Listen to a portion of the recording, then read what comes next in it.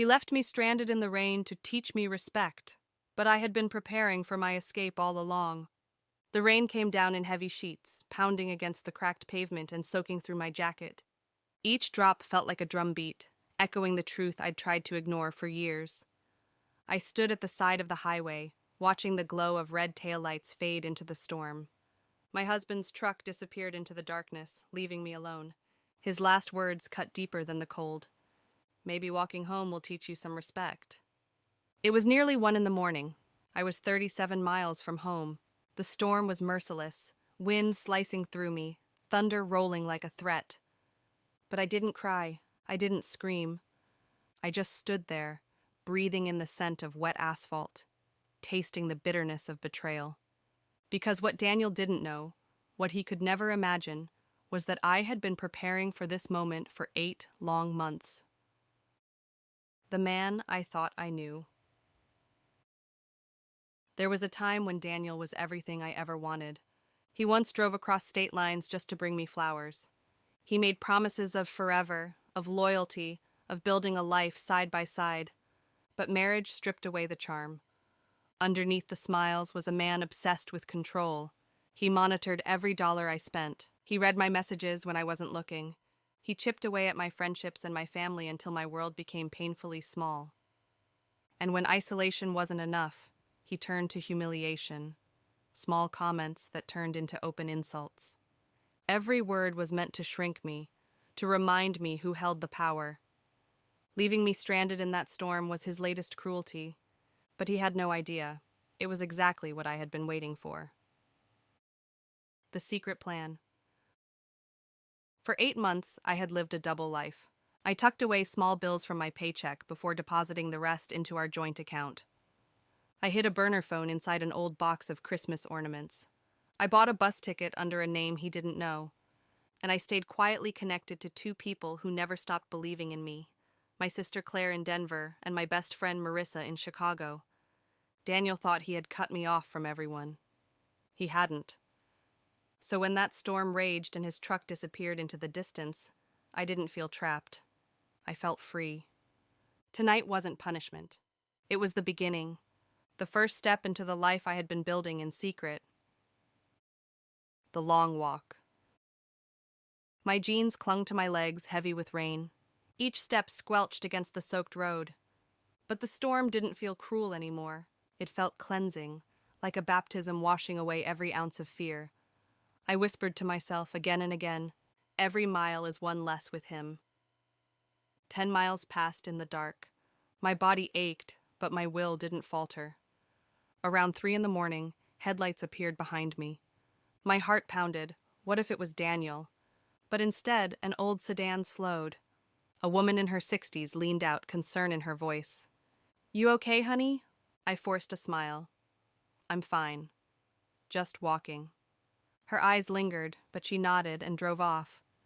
Relief washed through me. I wasn't ready to be seen. Not yet. Maple Creek at dawn. By dawn, I reached a small town called Maple Creek. My legs throbbed, but adrenaline kept me upright. I ducked into a laundromat, changed into dry clothes from my backpack, and bought a stale muffin from the vending machine. Outside, the world was waking up.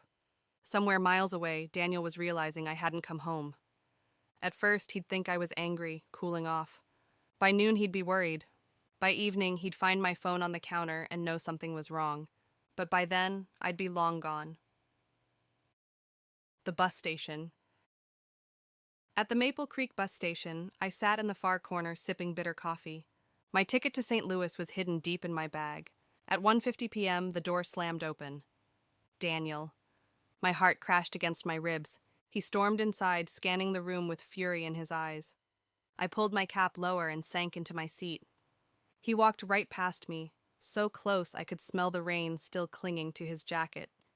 He didn't see me. He started pacing by the ticket counter, demanding answers from the clerk. That was my moment. Quietly, I slipped out the side exit and into the alley. 2 blocks away, just as I had planned, was a Greyhound stop. At exactly 2 o'clock, the bus pulled in. I climbed aboard, heart racing, and watched the town fade behind me. For the first time in years, I had the upper hand. The road to freedom. The greyhound rattled west, and I finally let myself breathe. Freedom smelled like diesel fumes and cheap coffee. Freedom felt like distance. I imagined Daniel back home calling friends, spinning lies, telling anyone who'd listen that I was unstable, ungrateful.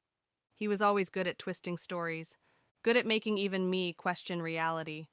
But not this time. This time, the story was mine to tell. By nightfall, the storm had cleared. The city lights of St. Louis glittered against the dark sky. In a small diner, I called Claire from my burner phone. "Emily, are you safe?" she cried the moment she answered. "Yes," I whispered. "I'm out." Her sob of relief nearly broke me. She had begged me to leave for years, but never once blamed me for staying. Because leaving someone who controls you isn't simple. It takes planning. It takes courage. It takes one defining moment. A new life. At midnight, I boarded another bus, this time bound for Denver. When the Rockies rose in the distance at sunrise, I felt something I hadn't felt in years. Peace. Claire was waiting at the station, arms open, eyes full of tears. She looked older, maybe I did too, but her hug felt the same, steady and safe. "You don't ever have to go back," she whispered. And I knew she was right. In the weeks that followed, I rebuilt. I filed for divorce. I closed the joint accounts. I bought a new phone, a new SIM card, a new start. I stayed with Claire for a while, then moved into a small studio of my own. I found work at a quiet bookstore. Some nights I woke to phantom sounds, the low growl of a truck outside, but the fear faded little by little. In its place came something stronger, certainty. He could no longer touch me. The lesson he never expected. He thought leaving me in the rain would break me. He thought 37 miles would humble me, teach me obedience. But those miles set me free. Every soaked step brought me closer to the life I deserved. Every mile marker pushed him further into my past. When I boarded that Greyhound and felt the wheels pull away from Maple Creek, I understood something powerful. The only lesson learned that night was his, because he lost the one thing he could never control again, me.